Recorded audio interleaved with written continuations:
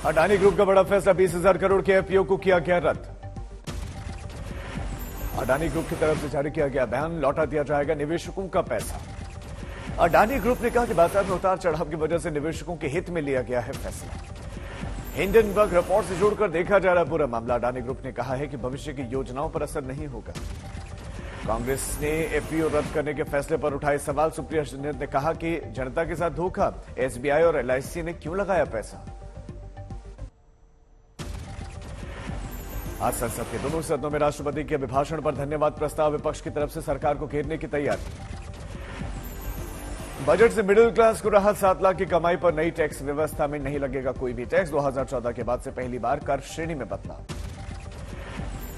नई टैक्स व्यवस्था में 58,000 मासिक आय वाले लोगों को नहीं देना होगा कोई भी टैक्स। 58 से 75,000 सैलरी वालों को देना होगा 5% टैक्स।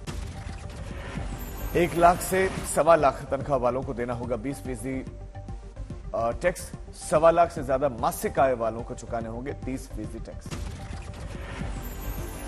नई टैक्स व्यवस्था का विकल्प चुनने पर नहीं मिलेगी बजट सेवाओं की बचत सेवाओं की कोई भी छूट। अब नई टैक्स रेजिम जो है वो डिफॉल्ट सेटिंग होगी उसकी। सुपर रिच टैक्स को घटाकर 37% किया गया। रिटायर्ड कर्मियों के लिए लीव इनकैशमेंट को बढ़ाकर 3 लाख से 25 लाख रुपए किया गया। मोबाइल फोन, देसी इलेक्ट्रिक गाड़ियां, साइकिल और खिलौने हुए सस्ते। सिगरेट महंगा, सोना चांदी के दाम भी बढ़े। आयातित किचन चिमनीज के दाम बढ़ेंगे। गाड़ियों के टायर, विदेशी इलेक्ट्रिक गाड़ियां, साइकिल और खिलौने महंगे। बजट में रेलवे के लिए 2,40,000 करोड़ रुपए आवंटित। नई योजनाओं पर खर्च होंगे 75,000 करोड़। ट्रांसपोर्ट इंफ्रास्ट्रक्चर में बजट में 75,000 करोड़ का प्रावधान। देश में बनाए जाएंगे 50 नए एयरपोर्ट। पीएम आवास योजना का खर्च 66% बढ़ाया गया और अब कुल 79,000 करोड़ का बजट जारी। खेती में स्टार्टअप के लिए बनेगा कृषि फंड। किसानों को मिलेगा डिजिटल ट्रेनिंग। मोटे अनाज को बढ़ावा देने पर जोर। भारत में बनेगा इंटरनेशनल इंस्टीट्यूट ऑफ मिलेट्स। 1 साल में 1 करोड़ किसानों को प्राकृतिक खेती अपनाने के लिए आर्थिक मदद देगी सरकार। बागवानी योजनाओं के लिए 2200 करोड़ रुपए आवंटित। महिलाओं के लिए नई बचत योजना का ऐलान। नई स्कीम में साल 2025 तक 2 लाख निवेश की छूट। बैंकिंग सेक्टर में निवेशकों के हितों की रक्षा पर जोर। 70% तक बढ़ा डिजिटल पेमेंट।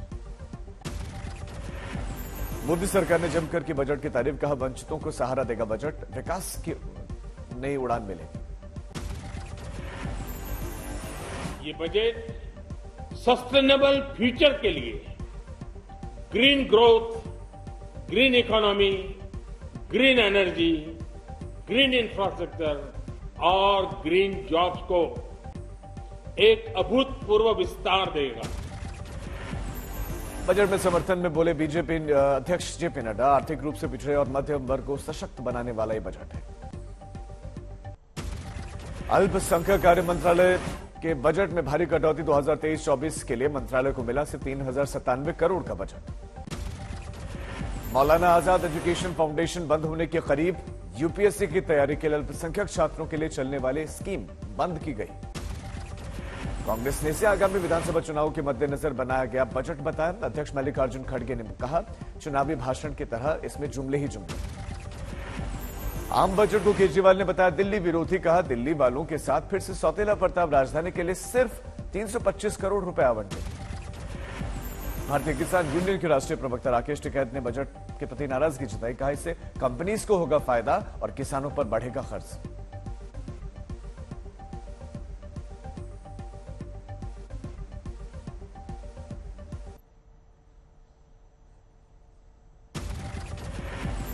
अयोध्या पहुंची नेपाल से आ रही शिलाएं। आज मंदिर ट्रस्ट को सौंपे जाने का कार्यक्रम।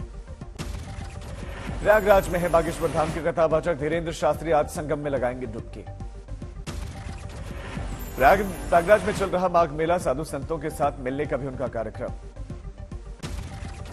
साधु संतों को लेकर संतों के साथ मंथन भी करेंगे और इसी मुद्दे पर समर्थन मांगेंगे धीरेन्द्र शास्त्री। रामचरितमानस पर भी चर्चा।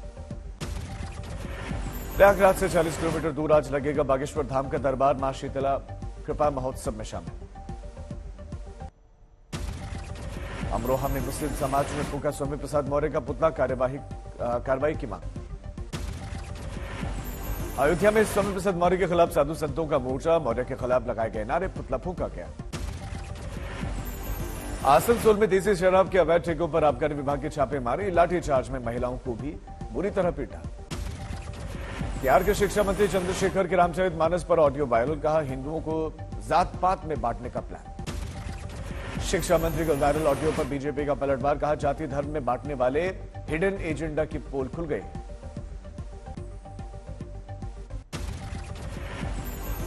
अयोध्या में शालिग्राम से मूर्ति बनाने पर तपस्वी के आचार्य ने विरोध जताया, कहा शालिग्राम भगवान के ऊपर छेनी और हथौड़े चली तो अन्न जल त्याग कर जान दे दूंगा।